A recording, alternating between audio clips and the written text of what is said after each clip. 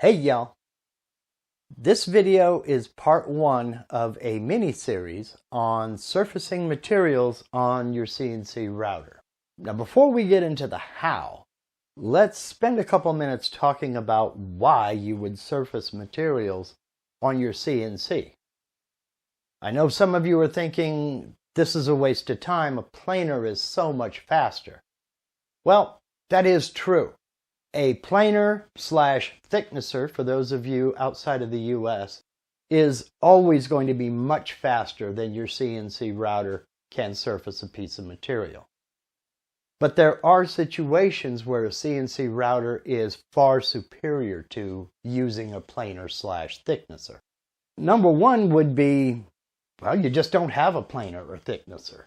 A lot of people, the CNC router is their main tool, so that is their go-to for most operations. And that's perfectly legitimate. Not everybody has the room for a full workshop. Another reason would be sheer size. Now, I do have a planer, but its maximum width capacity is 12 inches. And this fir slab that I'm going to be surfacing is about 17 inches wide, so it just simply will not fit through the planer. Another thing to consider is the material you're going to be surfacing. Now, if you have a flat sawn piece of walnut like this here, this is a great candidate to run through the planer. The grain direction is pretty uniform over the whole thing, and so I'm not going to get a lot of chip out. There are a couple of knots to pay attention to and worry about, but nothing that's going to cause catastrophic damage. Where you get into trouble is with highly figured woods like this small piece of redwood burl. When you have grain like this that's running in every direction all at the same time, it's very hard to orient the material to go through the planer the correct way to avoid chip out, because there really isn't a direction you can run this through a planer and avoid chip out. You're going to get chip out on highly figured woods like this. And that is because when you're running material through a planer, what you're trying to do is look at the side grain and get all of that grain direction, or as much as you can, to where it's going through the planer with the grain running downhill. Your planer blade is spinning up here, and you want that grain direction running downhill. If you run it through the other direction, where the grain fibers are running uphill,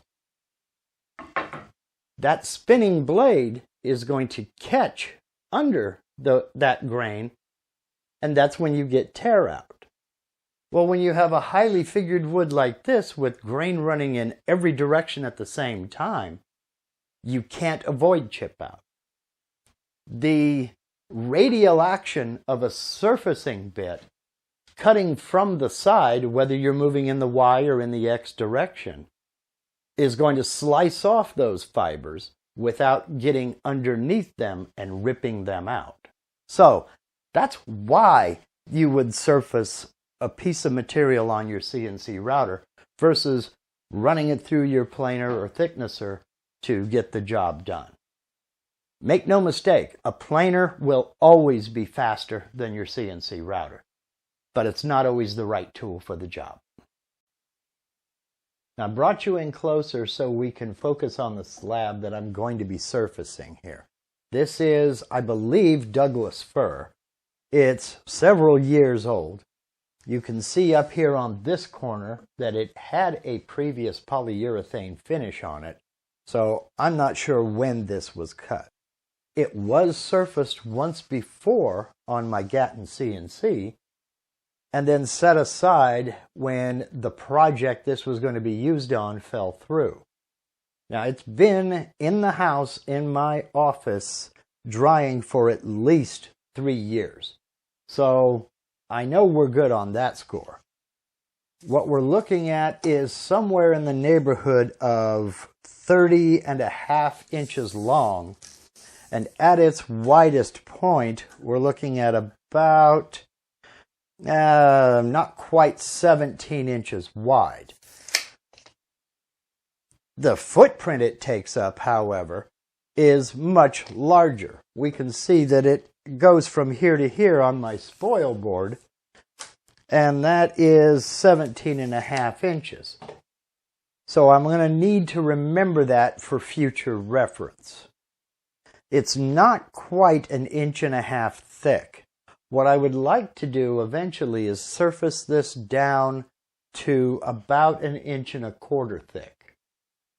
But what I'm going to need to do is flatten it first before I machine it down to thickness. Because as it has sat in my office, it has developed a bit of a cup to it. Now I can take a straight edge, put it up here, and I can see daylight underneath the straight edge all the way down the length of this slab. So the cup is running this way. Now I have seen some people flip the material over so the cup is facing upwards like so, and then flatten that side first. I'm not a big fan of that, for the simple fact that your material is only making contact along these edges. And with an irregularly shaped project such as this, that's not a very large contact point. So the way I want to mount this to my spoil board is I want to get as much surface area against this spoil board as I can. So I'm going to orient it this way with the cup running down like so. Then I'll fasten it to the spoil board. Now there are probably as many ways of fastening material to a spoil board as there are people who want to do that. Now I could come in with some composite nails and nail it down on the corners where these ends are going to be cut off eventually, and that's a viable option. I could also drill and counterbore some holes here on the edge that's going to be cut off, and make sure I drive screws into the spoil board down into this area here so that my surfacing bit won't touch it. I could set up a system of clamps and straight edges or blocks and wedges to hold it in place. But if you know me, you know that I'm a big fan of painter's tape and CA glue, and that's what I'm going to use. But then I'm going to use some of these cheap softwood shims that you can pick up at the big box store. It's like maybe $2 for a big bundle of them. And I'm going to shim up this side here to take that rock, and I don't need to push it in far. I'm not trying to drive these shims in. I'm just trying to wedge them in there so that that rocking is gone. Now I'll do that after I've mounted it with the tape and CA glue, but that's just to show you what I am going to do and how I'm going to mount it.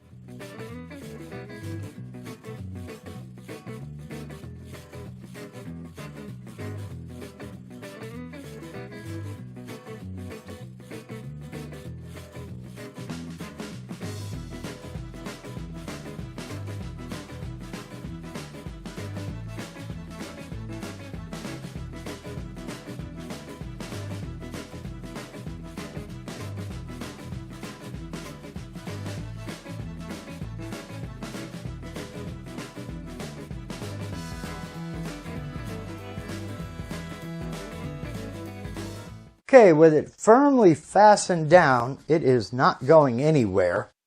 Now I'm ready to turn on the CNC router and home the machine. Now, why home the machine? One very, very important reason. That is because the controller needs to know where that spindle is. If I get into an MDI command, more on that in a minute, and I tell this spindle to go somewhere, if the controller software thinks that somewhere is down here below the surface of the spoil board, and I cycle start that MDI command, that's where that bit's going to go. It's going to try to go through that spoil board to get where I told it to go. So homing the machine is crucial, and I do it every time I turn on the CNC router. But it doesn't take very long at all. Okay, with the machine homed, I'm now ready to install my surfacing bit. And I'm going to be using my Amana RC2255 2-inch diameter surfacing bit. So now I'm ready to set my Z0 almost. The first thing I need to do is figure out the highest point on this piece of material. So let me go ahead and move the spindle out of the way. And for this, I'm going to use my cheap digital calipers. And I'm going to use the depth function down here. And all I'm going to do is I'm going to bring this over to the side to where that probe touches my spoil board, and I'm going to slide the housing down till it touches and take my reading, 1.48 inches. Then I'll come down here and I'll do the same, 1.429 inches. I'll come down here and I'll do the same. I'm going to go all the way around and find the highest point on this piece of material. That's where I'll set my Z0. Okay, after coming around the entire thing, I'm seeing that right in here is the tallest point on this slab. So I'm going to come over here and set my Z0 right here. And now I'm going to get into Mach4, and I'm going to use incremental jogging. Now let me start by saying I'm sorry I don't have a better screen capture than this. It's simply because I do not have screen capture software on this computer, and I don't want screen capture software on this computer. This computer's sole purpose in life is to run Mach4, and that's it. So I'll throw up some screenshots here and there when I need to focus in on a particular thing, like this right now, which is incremental jogging. Now I'm using the Avid profile for Mach4, as you can see down here in this corner right here. What I'm looking for is right in this area, I've got 4 tabs: File Ops, Tool Change, Jogging, and Diagnostic. I want to go to Jogging. When I click on that Jogging tab, if I come down here, I have Button Jog Mode. Right now, it is in continuous. That is the default condition. If I click that button, I now go into incremental, and this DRO lights up. I can now adjust the increments that these jog buttons will use to work with. What I mean is, right now, with this setting, if I click any of these buttons here, Z positive, Z negative, X negative, X positive, it's going to move that axis 1 inch. What I'm going to do is I'm going to use incremental jog to bring my bit down to where it's touching that scrap of paper. Now, I'm not going to bring it down 1 inch because it's closer than 1 inch to the piece of material as we speak. So every time I click incremental jog step, it moves over 1 place. So now I'm at 100 thousandths. Now I'm at 10 thousandths. Now I'm at 1,000 and 1/10 thousandth. So every time I click this, and then it starts back over at 1 inch. Every time I click this, it moves that 1 over one position. I have Mach4 set right now to where if I touch Z minus, it's going to bring the Z down 100 thousandths of an inch. Now, something that I have learned to do, especially on the when it comes to the Z axis, is to go for a positive move first, just to make sure Mach4 is responding. So I'll go and watch my DRO here, the Z axis DRO. I'll go Z positive, 1 click, and it went up 100 thousandths of an inch. Now I can hit Z negative, and it comes back down to where it was just a second ago. Now I can start moving my axis, my bit, closer to the material. Okay, that was 4. That was 5. That's too much. Bring it back up. So that was 500 thou that needed to come down. Now I'm going to come over here to incremental jog step, click it again, and now it's 10 thousandths. It's going to move. Z positive, it moved up 10 thou. Now let's come back down. And now I'm going to start wiggling my paper as I bring that down. 6, 7, 8. It's just starting to touch. 9. All right, now, if we look at the paper, it is touching that bit, and I can drag that bit around with that paper. That is Z0. Okay? So I will come up here, back into Mach4, and I will set 0.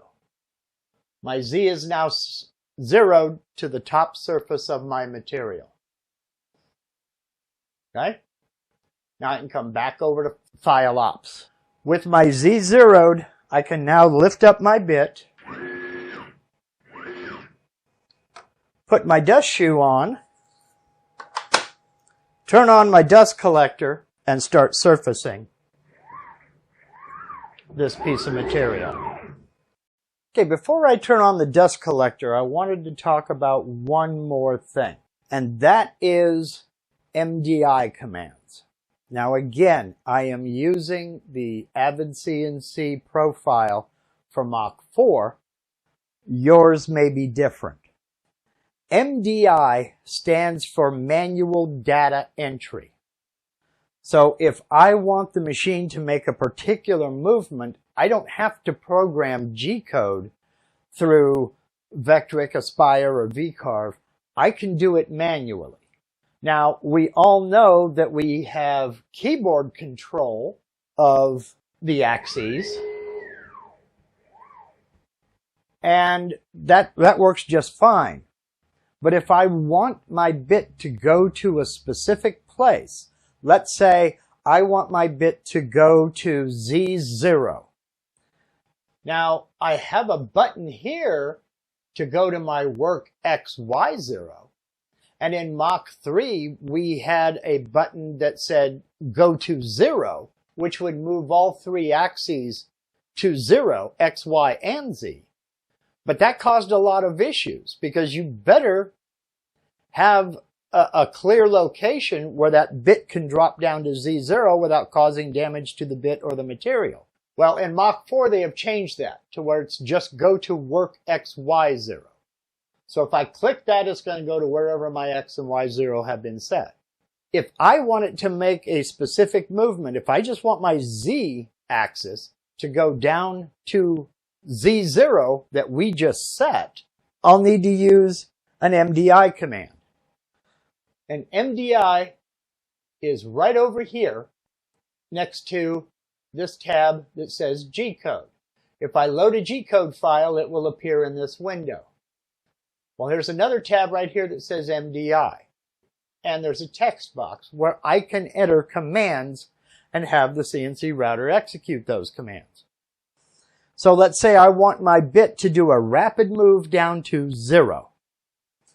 What I'll do is I'll make sure that my cursor is flashing here in the text box, and I'll type G00, which is the command for a rapid move. Then I'll type Z 0.0. That's going to tell that Z axis to move down to 0, and that's the only movement I want it to make. Now I have moved the spindle off to the side, off of the material, so that it's safe to do so. When I come down here and I click Cycle Start MDI, it moves down to that Z0 point. We can see up here, I'm at Z0. And we can see over here that my bit has dropped down as I wanted it to. Now we're going to get into some other interesting MDI commands, because I'm going to manually surface this side of this piece of material. So if I just manually run my axis back and forth now, it's going to be sitting at the height of this piece right here. It's not even going to touch this over here. Now I got readings all over the board. What I've decided I want to do is I want to start surfacing this piece of material in increments of 1/32 of an inch. So I want to bring my bit down 1/32 of an inch, then turn on the spindle and run it back and forth over the material to remove that 1/32 of an inch. So what I need to do now is I need to come back over to MDI, and I've got a G00, which is a rapid move, and I want to bring my Z down, so I'll need to go negative 0.03125. So it's going to move down 1/32 of an inch. Cycle Start MDI and watch my DRO. There it is. That has dropped down 1/32 of an inch. So now I can turn on my dust collector, turn on my spindle, set my spindle speed, my jog rate, and I can use my keyboard buttons to move my axes. Another thing I'm going to do is I'm going to use incremental jog for this. So let me come back over here into incremental jog, and I'm still in incremental mode. I'm going to move my incremental jog step to 1 inch. And here's the reason why. The diameter of my bit is 2 inches. So if I do an incremental jog from here in X positive of 1 inch, that is half of the cutting diameter of my surfacing bit. And that's perfect for an operation like this. Something I didn't mention, what I'm going to need to make sure I do is, before I turn the spindle on, before I set my jog rate, is I need to turn on keyboard jogging right down here. Because if I don't, I won't be able to, my keyboard will not jog the machine at all. It'll just sit there with the spindle spinning. To set my spindle speed, I'll come over here and click in the blank, and I'll type in the speed I want, which is 16,000 RPM, hit enter, and that changes my spindle speed. For a jog rate, I want 200 inches per minute, hit enter. And when I use my keyboard jogging buttons, that's how fast this is going to move. Okay? We're going to do this manually. I am not using G-code at all other than my MDI commands. Okay? So now I'm finally ready to turn on the dust collector and start manually jogging this machine around.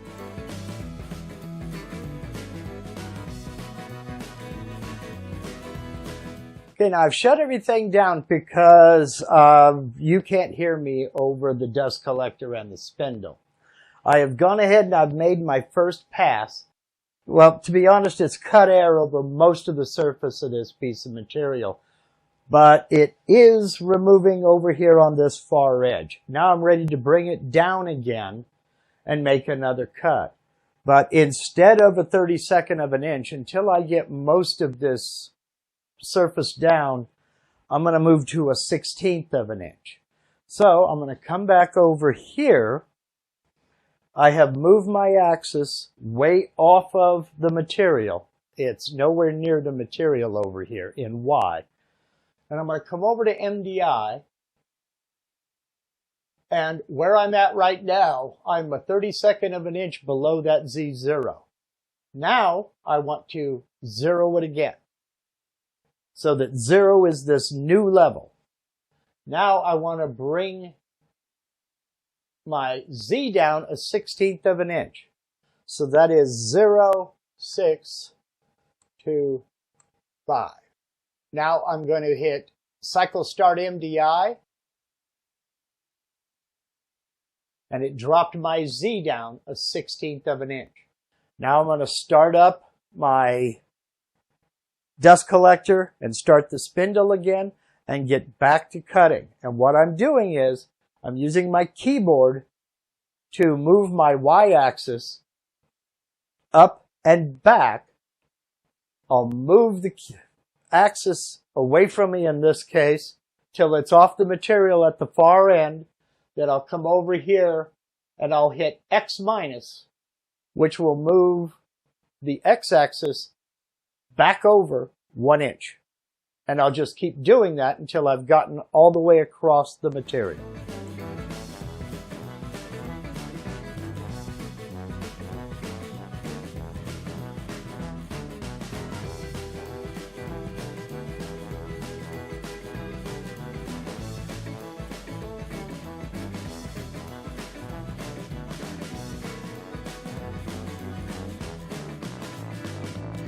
And we are all finished. And this is nice and smooth.